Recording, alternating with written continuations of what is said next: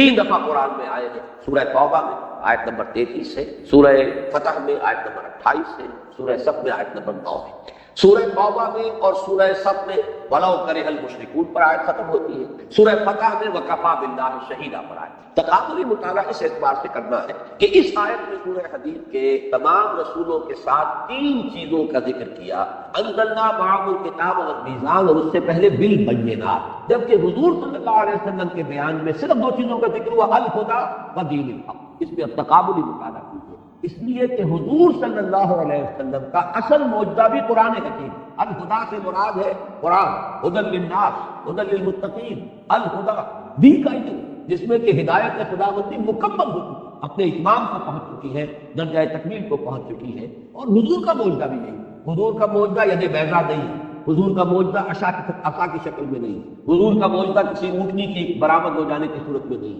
حضور کا معجزہ قرآن، یاسین والقرآن الحکیم انک لمن المرسلین، قرآن کی قسم ہے، قرآن گواہ ہے اس پر کہ آپ اللہ کے آپ والقرآن، یہ قرآن مجید کی قسم ہے، قرآن گواہ ہے آپ کی رسالت، صاد والقرآن ذکر، یہ قرآن ہے جو ذکر والا ہے، نصیحت والا ہے، یہی آپ کی رسالت ہے۔ اس پر تو انشاءاللہ تفصیلی گفتگو ہم دورہ ترجمہ قرآن سے قبل جو میں تمہیدی تقریر کر رہا ہوں اگلے جمعے کی شام کو، وہ اس میں تعارف قرآن میں یہ چیزیں آئیں گی انشاءاللہ تفصیل کے ساتھ۔ لیکن یہ جان لیجیے کہ معجزہ جمع کتاب مل کر الہدی، اور وہ جو میزان شریعت چلی آ رہی تھی وہ اپنی تکمیل کو پہنچ گئی ہے دین حق۔ میں نے جو مضمون لکھا ہے میری کتاب میں، نبی اکرم صلی اللہ علیہ وسلم کا مقصد بعثت، 3 مقالات کا مشتمل، درمیانی مقالہ یہی ہے کہ حضور کا مقصد بعثت کیا ہے، اور اس میں تفصیل بیان کی کہ جیسے انسانی ذہن کی بھی ارتقائی منازل جو ہے، انسان کا فکر اور ذہن انسانی بھی اس سے گزرا ہے، یہی وجہ ہے الہدی کا اتمام ہوا محمد صلی اللہ علیہ وسلم، جبکہ انسان اپنے ذہنی ارتقاء کے اعتبار سے بلوغ کو پہنچ گیا۔ اسی طریقے سے تمدن انسانی کا بھی ارتقاء ہوا، کبھی ہم غاروں میں رہتے تھے، کوئی اجتماعی نظام تھا ہی نہیں، پھر کوئی قبائلی نظام ہوا، پھر کوئی اور نظام ہوا، پھر بڑی بڑی مملکتیں قائم ہو گئی۔ اب یہ کہ پورا نظام زندگی جس طریقے سے کہ اجتماعیت کی گرفت میں آ چکا ہے، تو اگر وہ نظام صحیح ہے تو تمام افراد کا معاملہ بھی بہتر ہو جائے گا، نظام ہی غلط ہے تو ظاہر بات ہے کہ معاشرہ تل پٹ ہوگا۔ تو جب وہ تمدن اس سطح کو پہنچ گیا کہ بڑی بڑی عظیم مملکتیں امپائر قائم ہو گئی، مملکت روما اور مملکت فارس، اس کے وقت حضور کو اب بھیجا گیا ایک کامل نظام اجتماعی دے کر، ایک complete politico social economic system based on social, اور ظاہر بات ہے جب تک اسے قائم کر کے نہ دکھائے وہ حجت نہیں بنتی۔ تو شہادت الناس جس پر گفتگو ہوئی ہے ان دروس میں بھی، شہادت زبان سے بھی دی جائے، وہی ذات واحد عبادت کے لائق زبان اور دل کی شہادت کے لائق، اب گواہی دیتے رکھا تو اللہ الہ الا اللہ و اشہد ان محمد رسول اللہ، پھر ہمارا عمل جو ہے کہ گواہی دینا چاہیے ان کو کہ واقعہ اللہ کو اپنا الہ اور معبود اور حاکم مطلق مانتے ہیں، اور محمد کو واقعہ ہم نے اللہ کا رسول مانا ہے صلی اللہ علیہ وسلم۔ پھر انفرادی طور ہی پر نہیں، اجتماعی طور پر بھی گواہی اس وقت قائم ہوگی جبکہ وہ نظام عملاً قائم کر کے دکھایا، ورنہ یہ کہا جائے گا یوٹوپیا ہے، خیالی جنت ہے، یہ باتیں تو بڑی اچھی ہیں، یہ عملی باتیں نہیں ہیں، امپریکٹیکیبل ہیں، انہونے کی باتیں ہیں، سید القوم خادم ہو، کیا تکلیف ہوئی جملہ کہہ دیا آپ نے، لیکن ایسا ہو سکتا ہے کبھی، کر کے دکھائیے، وہ کر کے دکھایا ہے ابو بکر اور عمر رضی اللہ تعالیٰ عنہما، سید القوم خادمہم، اگر دیکھنا ہو عمل کے اندر تو دیکھ لو ابو بکر اور عمر رضی اللہ تعالیٰ، نظام قائم کیا کہ ایسا نہیں ہے کہ بس کوئی شاعری کی گئی ہے معاذ اللہ، بلکہ وہ نظام قائم کر کے دکھایا جس میں ہر اعتبار سے توازن، عورتوں کو حقوق دیے، لیکن وہ حقوق اس طرح کے نہیں ہیں کہ خاندانی نظام درم برم ہو، عوام کو حقوق دیے، وہ خلیفۃ المسلمین کو شوق پوچھ سکتے ہیں یہ کرتا آپ کا کہاں سے بنا، لیکن یہ نہیں ہے کہ پھر وہ آزادی اس طرح کی ہو جائے کہ وہ جو نظام ہے وہ بالکل درم برم ہو جائے، اسی طریقے سے صاحب مال جو ہے اس کے اپنے حقوق ہیں، لیکن یہ کہ مزدور کا اپنا حق، اور یہ کہ مال کو کھینچنے بن جائے تو اس کی بنا اور ارتکاب گر ہو جائے، یہ سب سے بڑی حرام چاہے اسلام کی۔ یہ نظام ہے جو دین حق کی شکل میں محمد عربی صلی اللہ علیہ وسلم کو دیا ہے۔ تو اب تقابل ہم کر رہے تھے کہ جہاں جنرلائز قانون آیا وہاں 3 چیز، لقد ارسلنا رسلنا بالبینات وانزلنا معهم الکتاب والمیزان، وہاں فرمایا گیا هو الذی ارسل رسولہ بالہدی ودین الحق، اس لیے کہ الہدی قرآن ہے، قرآن ہی معجزہ بھی ہے اور قرآن ہی الکتاب بھی ہے، اور وہ نظام جو ہے پولیٹیکل سوشل اکنامک سسٹم وہ دین حق کی شکل میں کامل نظام کی حیثیت سے پیش کرتی ہے۔ تو کس لیے بھیجا حضور کو؟ لِیُظْہِرَہُ عَلَى الدِّینِ کُلِّهِ، اس نظام کو غالب کر کے۔ یہ نظام کسی اور نظام کے تابع رہے گا تو پھر ظاہر تک ہو، ملوکیت کے تابع ہو گیا، سرمایہ داری کے تابع ہو گیا، کسی اور کے تابع ہو گیا، وہ تو نظام تو مذہب بنتا ہے، عقیدہ ہے، نماز ہے، روزہ ہے. جیسا کہ خلافت راشدہ کے بعد تدریجاً جب خلافت کا نظام ختم ہوا، ملوکیت آئی، جاگیرداری آئی، سرمایہ داری آئی، اور دین سکڑ کر رہ گیا عقائد میں اور نماز روزہ حج اور زکات میں اور کچھ ذکر اور حلقے جو ہے مراقبوں کے اس میں. باقی وہ نظام جو ہے وہ تو بادشاہوں کا ہے، محل ہے ان کے بن رہے ہیں. بادشاہ کی محبوب بیوی کا انتقال ہوا ہے تو کروڑ روپے سے تاج محل بن رہا ہے. بادشاہ کو محل چاہیے، الحمرا بن گیا. بادشاہ کے لیے تو بڑا شاندار توپ کاپی جو ہے جا کے استنبول میں دیکھیے کتنا عظیم شان محل بنایا گیا. کہاں عمر فاروق سے جو حجرے میں رہتے تھے، لیکن کسرا اور قیصر کے ایوانوں کے اندر لڑزہ تاری ہوتا تھا ان کے نام سے. کہاں یہ تھے کہ عیاش میں رہے، اپنے عیش کے جو ہے ایوان سجا رکھے ہیں، لیکن دنیا کے اندر ان کی کوئی حیثیت نہیں. تو بارہ کس چیز کو سمجھیے لیظہرہ علی الدین کلہ، تاکہ وہ غالب کرے، قائم کرے. پورے نظام زندگی پر اسلام چھا جائے، اسلام غالب آ جائے، اسلام قائم ہو جائے. زندگی کا کوئی جز، کوئی پہلو، کوئی ایسپیکٹ اس سے خارج اور خارج نہ آزاد. وہی بات یہاں کہی گئی، لقد ارسلنا رسلنا بالبینات وانزلنا معهم الکتاب والمیزان لیقوم الناس بالقسط. اب یہ مقصد پورا کیسے؟ پہلے آیت کا ترجمہ کر لیجئے. وانزلنا الحدید، ہم نے لوہا بھی فیہ بأس شدید. باس کا ترجمہ بعض لوگ ذرا ایوائڈ کرتے ہوئے قوت، اس میں بڑی طاقت، لیکن حقیقی ترجمہ اس کا یہ کہ اسلحہ کی قوت. اسی سے تلوار، اسی سے نیزہ، اسی سے ڈھال. اصل میں لوہا اس لیے فیہ بأس شدید، اسی لیے یہ جب بھی لفظ آتا ہے باسا، جب جمع کی شکل میں آتا ہے اس سے مراد ہوتا ہے فقر، فاقہ، بھوک. لیکن جب الباس آتا تو جنگ. چنانچہ ہمارا جو دوسرا درس ہے لیس البر ان تولوا وجوهکم قبل المشرق والمغرب، آخری میں جب آتے ہیں الفاظ والصابرین فی البأساء والضراء وحین البأس، صبر کرنے والے بأساء میں یعنی تنگی ہے، فاقہ ہے، بھوک ہے اور تکلیف ہے، کوئی مصیبت ہے، کوئی زخم لگ گیا ہے اس کی تکلیف ہے. اور حین البأس جنگ کے وقت. اصل تو امتحان یہ جہاں جان کے لانے پڑ جائے، جہاں جان کی بازی کھیلنی پڑے، جو صبر کا وہاں مظاہرہ کر سکے وہ ہے کہ جو کوالیفائی کر گئے. اولئک الذین صدقوا واولئک هم المتقون. یہ ہے وہ لوگ کہ جو واقعتاً سچے ہیں اپنے دعوی ایمان میں، اور یہ ہے وہ لوگ جو واقعتاً متقی. تو ذہن میں رکھیے یہاں پر فیہ باس شدید، اس میں شدید جنگ کی صلاحیت. ومنافع للناس، لوگوں کے لیے دوسرے منفعتیں بھی ہیں، فائدے ہیں. آج کل تو اس کی ہمارے یہاں نزدیک کوئی کم ہو گئی ہے، ورنہ توا پر آج چمٹا پھکنی سب لوہے سے بنتی ہے. اب تو یہ ہے کہ مہارا اس طرح کا معاملہ نہیں رہا. اوونز ہے اس میں شاید وہ لوہا اس طرح سے نمایاں ہو کے نظر نہیں آتا ہے، لیکن یہ کہ لوگوں کے لیے اور بھی وَلِيَعْلَمَ اللَّهُ مَن يَنصُرُهُ، اور تاکہ اللہ یہ دیکھے. یعلم کا ترجمہ ہمیشہ ہم کرتے ہیں دیکھے، جان لے نہیں، اس لیے کہ اللہ تعالیٰ کا علم قدیم ہے، اللہ کو معلوم ہے کون کتنے پانی ہے، لیکن اللہ دکھا دینا چاہتا ہے لوگوں کو، ظاہر کر دینا چاہتا ہے تاکہ اللہ دیکھ لے یا اللہ دکھا دے، ظاہر کر دے. مَن يَنصُرُهُ وَرُسُلَهُ بِالْغَيْبِ، کون ہے وہ جو غیب کے باوجود اس کی یعنی اللہ کی اور اس کے رسولوں کی مدد کرے. دین اللہ کا ہے، پولیٹیکل سوشل اکنامک سسٹم اس کا، حاکمیت اللہ کے لیے. 2 مرتبہ پہلے حصے میں آیت ہم پڑھ چکے لہو ملک السماوات والارض. ہم یہ بھی پڑھ چکے العزیز الحکیم، وہی بادشاہ حقیقی وہ حکم اس کا چلتا تھا. لہذا جو لوگ اس لوہے کی طاقت کو ہاتھ میں لے کر اللہ کے حکم کو نافذ کرتے ہیں وہ اللہ کے مددگار ہوئے. اور اللہ کے دین کو عملاً قائم کرنا فرض منصبی ہے محمد رسول اللہ کا اور رسولوں کا، تمام رسولوں کا، تاکہ عدل قائم کرے. اور حضور کے لیے واحد کے سینے میں بھی آ گیا امیر تو لے آ دینا بینکم، اور یہاں 3 مرتبہ آ گیا لیظہرہ علی الدین کلہ. تو گویا کہ جو بھی لوہے کی طاقت لے کر محمد کی نصرت کے لیے میدان میں آ گئے صلی اللہ علیہ وسلم، وہ اللہ کے بھی مددگار، رسول کے. جس کو میں کہہ رہا ہوں کہ یہ ہے در حقیقت جس کو حریہ کا لفظ میں نے استعمال کیا ہے بارہا، اتنے واضح الفاظ میں. دیکھیے آدمی جھجکتا ہے، کہنا نہیں چاہتا، لیکن اللہ تعالیٰ کو اللہ لا یستحیی من الحق، اللہ کو حق بات کے کہنے میں کوئی رکاوٹ نہیں، کوئی جھجک. عام آدمی سمجھے گا یہ بات کہنے کی نہیں ہے، اگر ہے بھی دل میں تو رکھو اسے زبان پر نہ لاؤ. لیکن یہاں سے اچھی طرح جو بات سمجھا دی گئی ہے وہ کیا کہ ریولوشن یا کسی نظام عدل اجتماعی کو قائم کرنے کا پروسیس کیا. پہلا مرحلہ اس میں یہی ہے کہ جو الہدیٰ دی گئی ہے آپ کو،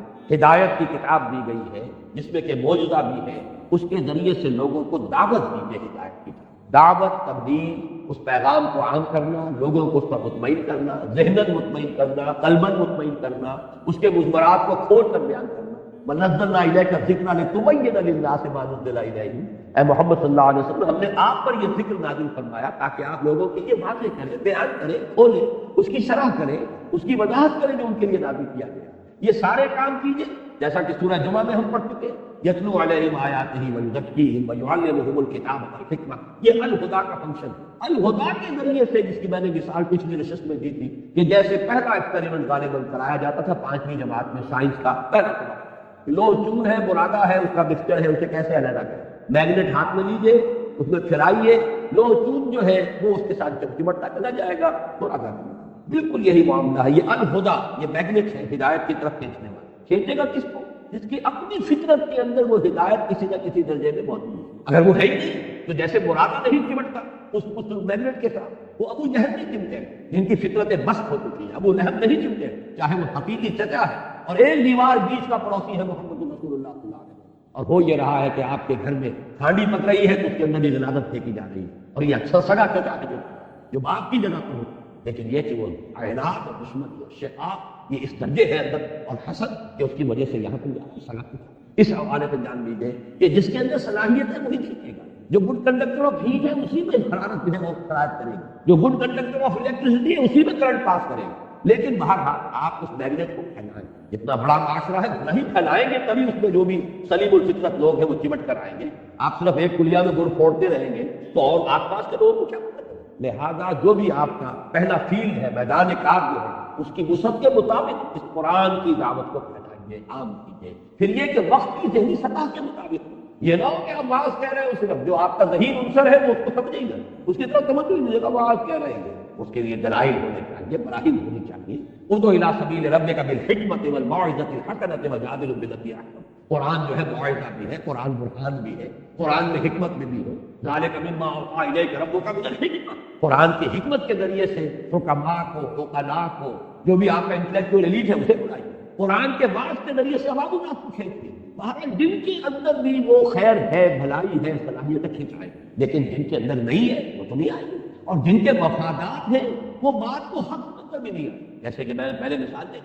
کہ یہود کے علماء سے بڑھ کر کون تھا جو حضور کو پہچانتا؟ یعرفونہ کما یعرفون ابناءہم، مانا کیوں نہیں؟ ان کی چودراہٹیں تھیں، ان کے مسندیں تھیں، ان کی حیثیتیں تھیں، لوگ ان کے ہاتھ چومتے تھے، لوگ آتے تھے ان سے فتوے مانگتے تھے، ان سے مسئلے پوچھتے تھے، عالم وہ تھے، لہذا اب حضور کو مانتے تو ان کی حیثیت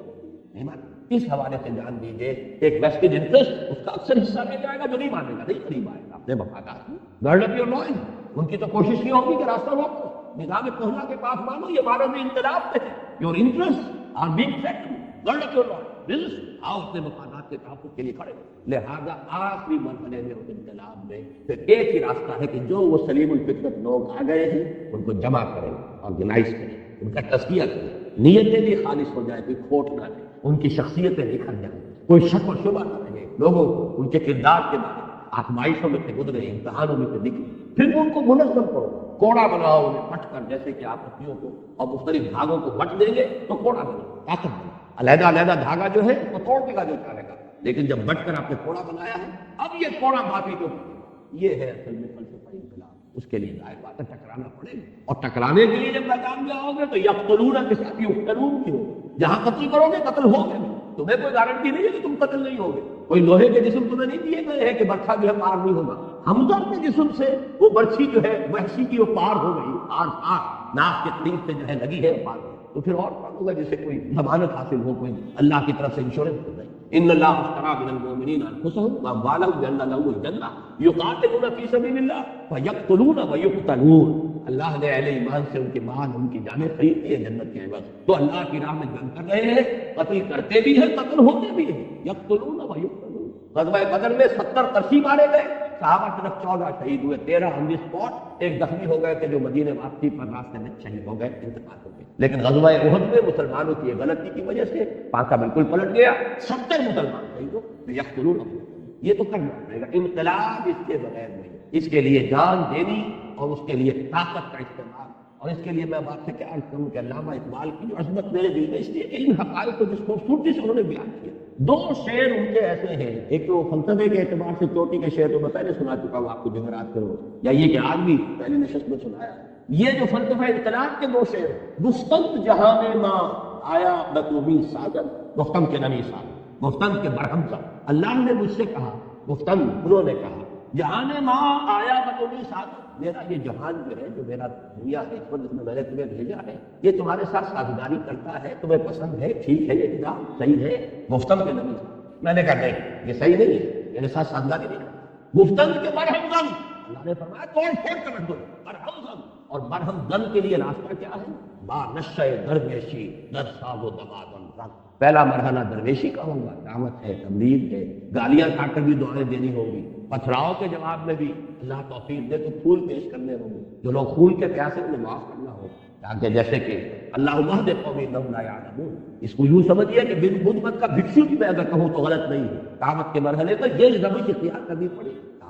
دعوت کے اندر تو التجا بھی ہوتی ہے، لجاجت بھی ہوتی ہے، اللہ کے بندو سنو میری بات، در در پر جا رہے ہیں، کسی نے کچھ کہہ دیا، کسی نے کچھ کہہ دیا، تینوں آدمیوں سے ملے ہیں جا کر طائف میں، ایک نے کہا اچھا جی آپ کے سوا کوئی نہیں ملا تھا اللہ کے رسول بنانے، نکل جاؤ یہاں، ایک نے کہا جاؤ چلے جاؤ میں تم سے بات بھی نہیں کرنا، اس لیے کہ یا تو تم جھوٹے ہو یا سچے ہو، جھوٹے ہو تو جھوٹے کو میں منہ نہیں لگاتا، سچے ہو تو کہیں میں کوئی مستعفی کر بیٹھوں گا، اگر تم واقعی اللہ کے رسول ہو تو بہتر ہے تم روانہ ہی، ایسے ایسے ذہن میں بجھے ہوئے جملے محمد رسول اللہ کی، اور پھر جب روانہ ہوئے واپس انہوں نے وہاں کے اسٹریٹ ارچنز جنہیں آپ کہتے ہیں انہیں ذرا اشارہ کیا، پتھراؤ ہو، تاک تاک کر ٹکنے کی ہڈی کو نشانہ، اور صرف ایک زید بن حارثہ ایک آدمی ایک طرف سے ڈال دو، سامنے آتے ہیں حضور کو بچانے کے لیے، کور کرنے کے لیے، ادھر سے مارتے ہیں ادھر سے مارتے ہیں، پیچھے سے مارتے ہیں، جسم لہو لہان ہو رہا ہے، پاؤں میں آ کر خون جم گیا ہے جوتیوں میں، پھر کچھ غشی سی تاری ہوئی ہے، بیٹھ گئے ہیں، تو ایک گنڈا آیا ادھر سے، اس نے اس بغل میں ہاتھ ڈالا، دوسرے نے دوسری بغل میں، اٹھو چلو، یہ نقشہ ہے اللہ کے رسول کا، محبوب رب العالمین کا، سید الاولین والآخرین کا، داعی فریاد آئی ہے زبان کے اوپر، اللہم الیک اشکو ذو فقیر قوتی وقلت حیلتی واحوانی علی الناس الی من تکلنی الی بعید یتجسمنی و الی عدو من تقربنی، اے اللہ تیری ہی جناب میں فریاد لے کر آیا ہوں اپنے وسائل کی کمی کا، اپنی قوت کی کمزوری کا، کہاں جانا، کس سے کس سے فریاد، مجھے کس کے حوالے کر دیا، دشمن کے حوالے کر جو چاہے کر، یہ فریاد ہے۔ اس وقت وہ فرشتہ آیا ملک الجبال کہ اللہ نے مجھے بھیجا ہے، میں ان پہاڑوں پر معمور فرشتہ ہوں، آپ کا حکم دیں میں ان دونوں پہاڑوں کو ٹکرا دوں گا جس کے مابین یہ طائف کی بستی جس میں یہ شروع آپ کے ساتھ، فرمایا نہیں، کیا عجب کہ اللہ تعالیٰ ان کی آئندہ رسلوں، بتائیے کون بدمت کا دشمن اس سے آگے جائے، درویش، اور جب کہ نگاہوں کے سامنے ذبح کی حضرت سمیہ ذبح کی جاتی، حضرت یاسر ان کے شوق جس بری طریقے سے ٹارچر کیا ہے مجھے ارے آپ، اور حضور پاک سے ملتے ہیں کہتے ہیں اس پر بھی آ رہا ہے یاسر فإن موعدکم الجنہ، اے یاسر کے گھر والوں صبر کرو، تمہارے جنت تمہارے وعدے کی جگہ اللہ کی جنت ہے، لیکن ساتھیوں میں سے کسی کو اجازت نہیں دی کہ جا کے ابو جہل کی ٹکا بوٹی، ابھی مرحلہ درویشی کا نغمہ ہے، بلبل شوریدہ تیرا خام ابھی اپنے سینے میں اسے اور ذرا تھام ابھی ذرا اپنے جذبات انتقام کو تھامو، ابھی مرحلہ پیسو ریزسٹنس کا، ایک وقت آئے گا تمہارے ہاتھ کھول دیے جائیں گے، اذن للذین یقاتلون بانہم ظلموا، ایک وقت آنے والا ہے تمہیں اذن انتقام بھی ملنے والا ہے، تمہیں اینٹ کا جواب پتھر سے دینے کی اجازت ملے گی، لیکن ابھی تھامو، نغمہ ہے بلبل شوریدہ تیرا خام اپنے سینے میں اسے اور ذرا تھام، پھر وہ وقت آیا، پھر تلواریں بھی ہیں، نیزے بھی ہیں، میدان میں آئے ہیں، یقاتلون فی سبیل اللہ یقتلون و یقتلون، اس کو اقبال نے دو مصروں میں بیان، پہلا شعر پھر سن لیجیے، گفتم جہان ما آیا بتمی سازن، گفتم نبی گفتم کہ برہم تن نظام کا توڑ دو، ماں نشہ درویشی در صاحب نمازم، پہلا مرحلہ یہ ہوگا درویشی کی روش اختیار کرو، درویشی کی خوب پختہ کرو، اور کرتے رہو، دینا دعوت ہے، تربیت ہے، تنظیم ہے، صبر ہے، پوری طریقے سے جھیلو تکلیف و مصیبتیں، درویش کیوں پختہ شریف، جب تیار ہو جاؤ پختہ ہو جاؤ، تعداد کے اعتبار سے، کیفیت اور کمیت دونوں اعتبارات سے، سیرت بھی پختہ ہو چکی ہو، تربیت ہو چکی ہو، تزکیہ ہو چکا ہو، قول و فعل کا تضاد نہ رہا ہو، انسان کا ظاہر باطن ایک ہو چکا ہو، منظم ہو، ایک امیر کی دعوت کے اوپر کھڑے ہو لبیک کہیں اور اپنی جانوں کی قربانی دینے کو تیار ہو جائے، اور اگر روکنے کو حکم دیا جائے تو رک جائے، یہ پختگی جب آ جائے، کیوں پختہ شبی خدرا بر سلطنت جم سن، اب اپنے آپ کو سلطنت جم پر دے، یہ ہے دو مصروں میں پورا انقلاب، اس کے لیے انزلنا الحدید، ہم نے لوہا بھی اتارا، دلیل بھی اتار دی، بینہ بھی اتار دی، جو نیک سرشت ہیں وہ آ جائیں گے، لیکن اب ان کو منظم کر کے طاقت بنانا، ریولیوشنری فورس، ایسے سرفروش، ایسے جافروش کہ جو اپنے سر کی اور جان کی بازی کھیلنے کو تیار، من المؤمنین رجال صدقوا ما عاهدوا الله علیہ ومنهم من قضى نحبه ومنهم من ينتظر وما بدلوا تبدیلا، اہل ایمان میں وہ جوان مرد ہے کہ جو عہد انہوں نے اللہ سے کیا وہ پورا کر دیا، سچا کر دیا، ان میں سے وہ بھی ہے جو اپنی نظر پیش کر چکے، اور جو باقی ہے وہ منتظر ہے کہ کب باری آئے، وبال دوش ہے سر جس میں ناکما پہ نظر لگا رکھا ہے تیرے کمزوروں کا ناچ، یہ ہے وہ آیت مبارکہ وانزلنا الحدید فیہ باس شدید، اس میں قوت ہے جنگ، ومنافع للناس، جو اور فائدے بھی ہیں، ٹوکری اور توا اور پرات اور چمٹا اور بالٹی وہ بھی بنا لو، وَلِيَعْلَمَ اللَّهُ مَن يَنصُرُهُ وَرُسُلَهُ بِالْغَيْبِ، تاکہ اللہ دیکھے کون ہے وفادار بندے، کون ہے صادق الایمان، ایمان کا دعویٰ تو آسان ہے۔ اب دیکھیے اس کے ساتھ ایک وہ آیت جوڑ لیجیے سورہ صف کی، ان اللہ یحب الذین یقاتلون فی سبیلہ صفا کانہم بنیان۔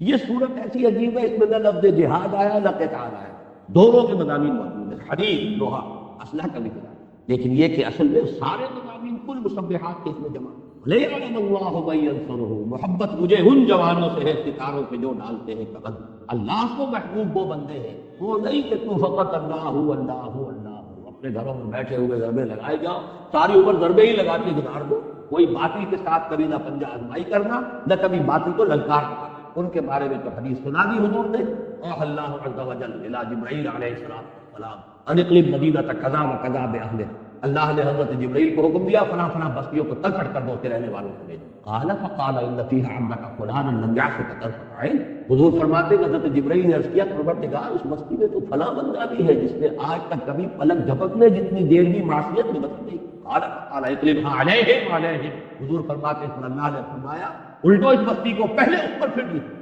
فإن وجهه لم يتبعث في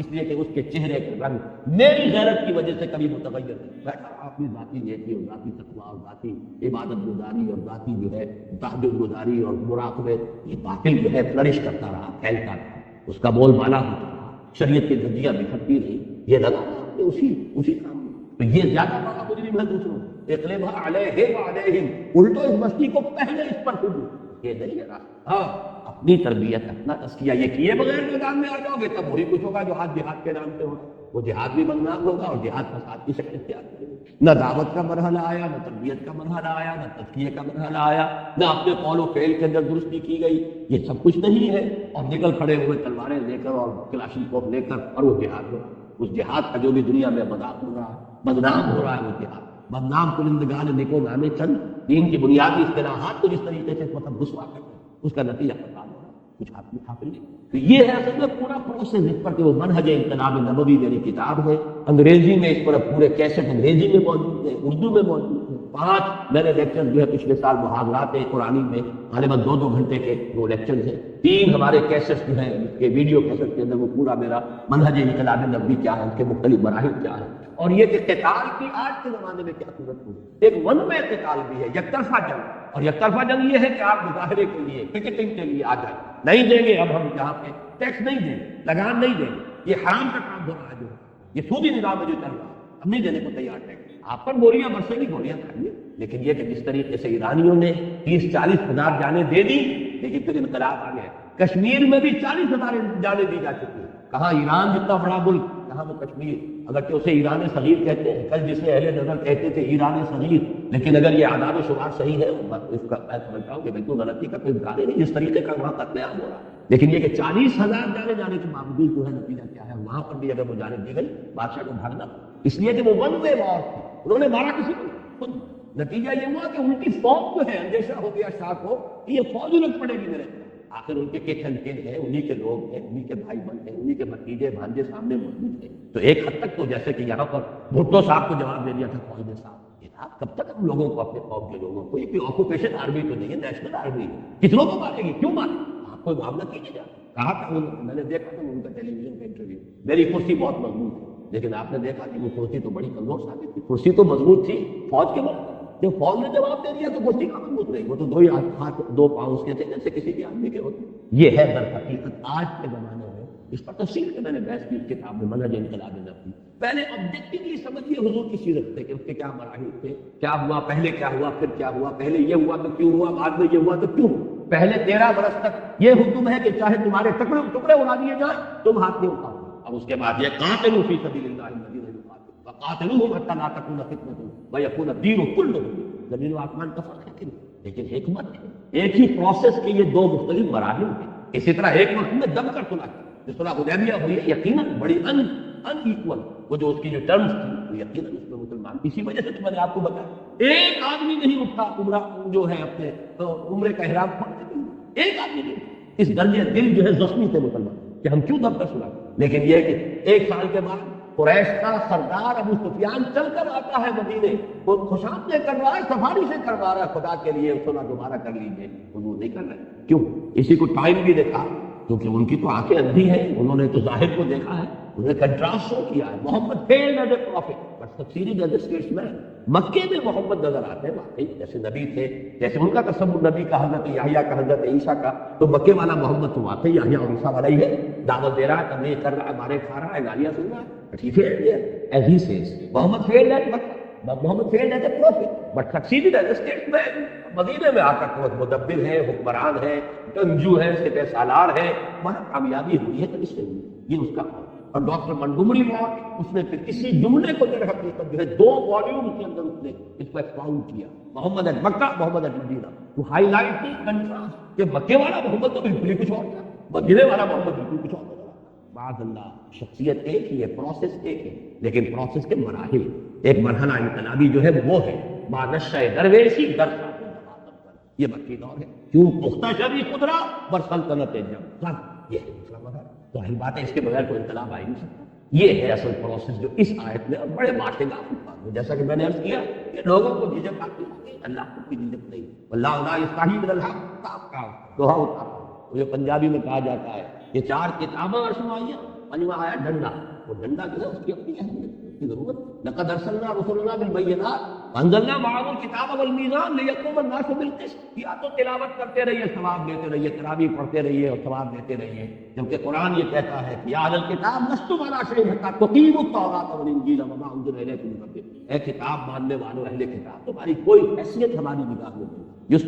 stand nowhere. لستم علی حتی تقیموا التوراۃ والانجیل وما انزل الیکم من ربکم. جب تک کہ تم تورات اور انجیل کو جو کچھ تمہارے رب کی طرف سے تم پر نازل ہوا ہے اس کو قائم نہیں. قرآن پڑھتے رہو، قرآن سنتے رہو، قرآن یاد کرتے رہو، حسن قرات کے مقابلے کرو، ریڈیو پر بھی ہو رہے ہیں، سب کچھ ہو رہا ہے، جشن ہو رہا ہے، 1400 سالہ جشن نزول قرآن. قرآن قائم کرنے کے لیے یا القرآن لستم علی شیء حتی تقیموا القرآن. قرآن قائم کرو. یہ نظام عدل اس نے جو بھی نظام کیا، جس کا جو حق معین کیا اس کو دو، جس کی جو ذمہ داری ہے اس کے اوپر عائد. یہ نہیں کرتے تو پھر یہ صرف تلاوت ہے، اس کا ثواب جو لے رہے ہو اللہ تعالیٰ کے حق میں کچھ پہلے. لقد ارسلنا رسلنا بالبینات وانزلنا معهم الکتاب والمیزان لیقوم الناس بالقسط وانزلنا الحدید فیہ بأس شدید ومنافع للناس وليعلم الله من ينصره ورسله بالغیب ان اللہ قوی عزیز. من ينصره ورسله بالغیب، بالغیب کے بارے میں جان لیجئے. مجھے مولانا اصلاحی صاحب کی بات پسند ہے کہ یہ بات جو ہے ظرفیہ اصل میں بڑی پیاری بات ہے، فلسفیانہ بھی ہے یہ بات کہ اللہ غیب میں نہیں ہے، غیب میں ہم. میری ایک تقریر ابھی شائع ہوئی ہے تازہ مثال میں، وہ حقیقت دعا میں دیکھ رہا تھا، اس میں بھی میں نے وہ عربی کے اشعار دیے ہیں. عظیم ہو وسن لطائف لا یغیب وارجو ہو رجاء لا یخیب. میں غائب ہو جاتا ہوں، وہ اللہ کو ذو لطائف ہے، وہ کہاں غائب ہو؟ وہ تو غائب نہیں ہو، وہ تو ہر آنکھ ہر جگہ موجود ہے. یہ تو پردے ہماری آنکھوں پر پڑے ہوئے ہیں، تو ہم غیب میں، وہ غیب میں نہیں. تو غیب کہ وہ پیداش تو زیر نقابی. بڑا پیارا مسئلہ ہے یہاں جانے امام. وہ تو سامنے ہے، ظاہر ہے، ظاہر. ہاں تو زیر نقاب ہے، تو محفوظ ہے، تو پردے میں آیا ہوا، غیب کا پردہ تجھ پر پڑا. تو بالغیب غیب میں ہوتے ہوئے ہم اللہ کو دیکھ نہیں رہے، پھر بھی یہ جو شخص اللہ کے لیے تن من دن وقت کرتے بڑی شاباش ہے ان کے لیے. اللہ کی طرف بعض احادیث میں آتا بھی ہے کہ یہ لوگ جو ہے فرشتوں سے اللہ تعالیٰ جو ہے اس میں مباحث کرتا ہے، اپنے نیک بندوں کا ذکر کرتا ہے کہ میرے یہ بندے جو ہے مجھ سے جنت مانگ رہے ہیں. انہوں نے جنت دیکھا؟ دیکھیے نہیں، پھر بھی مانگ رہے ہیں. انہوں نے دوزخ سے پناہ مانگ رہے ہیں، دوزخ دیکھیے کہ نہیں، دیکھیے نہیں، پھر بھی مجھ سے یہ سوال کرتے ہیں کہ میں نے دوزخ سے بچاؤں. تو جو شخص غیب کے بغیر وہ دل کی آنکھ سے دیکھا ہے، عقل کی آنکھ سے دیکھا، تو جو یہ اس کے باوجود ان صلاتی و نسکی و محیای و مماتی للہ رب العالمین، غیب میں ہونے کے باوجود اگر وہ یہ سب کچھ کر رہے ہیں. کراچوئی چراغن پہ تو تابی کہ وہ پیدا تو تیرے کتنا تلاش کر رہے ہو. جو میں نے شعر آپ کو سنائے تھے ہائی اسکول کی پریئرز میں، خالق میرے کہاں ہے تو مجھ کو تیری تلاش ہے. کسے تلاش کر رہے ہو؟ کسی کو تلاش کر رہے ہو؟ کس پیچ و تاب میں ہو؟ وہ تو ظاہر ہے، در حقیقت تم ہو گئے ہو گئے. نقاب تمہاری عقلوں پر، تمہاری آنکھوں پر پڑا. تو جو لوگ اس حالت میں کہ وہ غیب میں اور پھر وہ مدد کر رہے ہیں اللہ ینصرہ ورسلہ بالغیب. اچھا یہ نوٹ کیجیے، ایک خیال ہو سکتا ہے کہ رسول تو غیب میں نہیں تھے، یا رسولوں سے صحابہ جو ہے رسول سے غیب میں تو نہیں تھے. حالانکہ غیب میں سامنے جو موجود تھے وہ محمد ابن عبداللہ ابن عبد المطلب تھے. رسول کی رسالت تو غیب میں ہے. کیا کسی نے آنکھوں سے جبرائیل کو آتے دیکھا؟ جبرائیل اگر آئے بھی کبھی انسانی شکل میں تو انسان آیا بھی کہتے رہے. در حقیقت رسول کی رسالت بھی غیب کی بات تھی، اور اس سے لوگ اس وقت بھی غیب میں سامنے جو نظر آتے تھے. اس لیے تو منافقین کا معاملہ کیوں مانے ہم ان کی ہر بات؟ ان کے بھی دو ہاتھ دو پاؤں. ہاں جو قرآن یہ کہہ رہے ہیں کہ قرآن نازل ہوا اس کو ہم مانیں. یہی ہمارے نام کہ حسبنا کتاب اللہ، جو بھی ہمارے یہاں قرآن اہل قرآن کا جو فتنہ ہے در حقیقت اس کی جڑیں اسی قرآن کی کتاب میں. رسول کی اطاعت کیوں کریں؟ یہ جان لیجیے کہ اصل میں جو اللہ کی مدد کر رہا ہے، جو اللہ کے رسول کی مدد کر رہا ہے، دونوں حالتوں میں غیب میں ہو کر مدد. وہ مدد در حقیقت محمد ابن عبداللہ ابن عبد المطلب کی نہیں کر رہا ہے صلی اللہ علیہ وسلم، محمد الرسول اللہ کی کر رہا ہے صلی اللہ علیہ وسلم. اور دال بات ہے کہ رسالت ان کی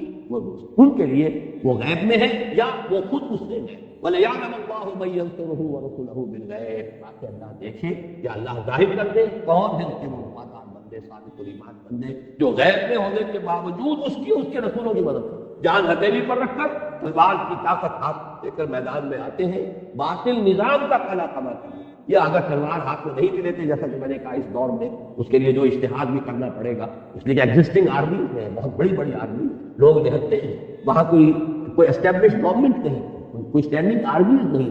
اتنا بڑا فرق نہیں تھا، ڈسپیرٹی اتنی نہیں تھی. 313 کے مقابلے میں 1000 آئے ہیں بدر میں، تو 1 اور 3 کی نسبت ہوئی. ہتھیاروں کا فرق لگا لیجیے تو 1 اور 10 کی ہو جائے گی، 1 اور 20 کی ہو جائے گی، 1 اور 100 کی ہو جائے گی، اس سے زیادہ تو نسبت نہیں تھی. لیکن یہاں تو یہ ہے کہ جو نظام ہے جاگیرداری ہے، سرمایہ داری، ملوکیت ہے. اب شاہ فہد کی حکومت کو حفاظت دینے والے تو ان کی فوج بھی ہے، ان کی پولیس بھی ہے، شرطہ بھی ہے، ان کی ایئر فورس بھی ہے. اور ظاہر بات ہے کہ جیسے کہ ایئر فورس نے پاؤنڈ کیا تھا ہوا کو، اور وہاں پر جو اسٹرانگ ہولڈ تھا اخوان المسلمین، اور اس کے دھجیاں وغیرہ کر رکھ دی، ایسے ہی اگر کہیں پر ہوگا تو نہیں ہوگا. لہذا یہاں اشتہاد کی ضرورت ہے. وہ اشتہاد وہ ہے کہ جو بات جو بھی جس کا حق وہ ادا کیا جانا چاہیے. ایرانیوں نے ٹھیک مثال پیش، 2 طرفہ جنگ کی بجائے ایک طرفہ اپنے مرنے کے لیے اپنے سینے کھول دیں. ایسے ایسے لرزہ خیز واقعات ہوئے کہ ایک جلوس صرف خواتین کا، بچوں کو گود میں لے گولیاں کھائی ہے، گری ہے، اور وہ شیر خان بچے ہوئے، تب وہ شام کو بھاگ گئے. 2 گز زمین بھی مل نہ سکی ہوئے. جب اس درجے تک معاملہ ہو جاتا ہے تو بہرحال اس کا اندیشہ تھا کہ کہیں فوج اچانک مجھ پر الٹ جائے تو جان بچا کر بھاگنے میں آتی.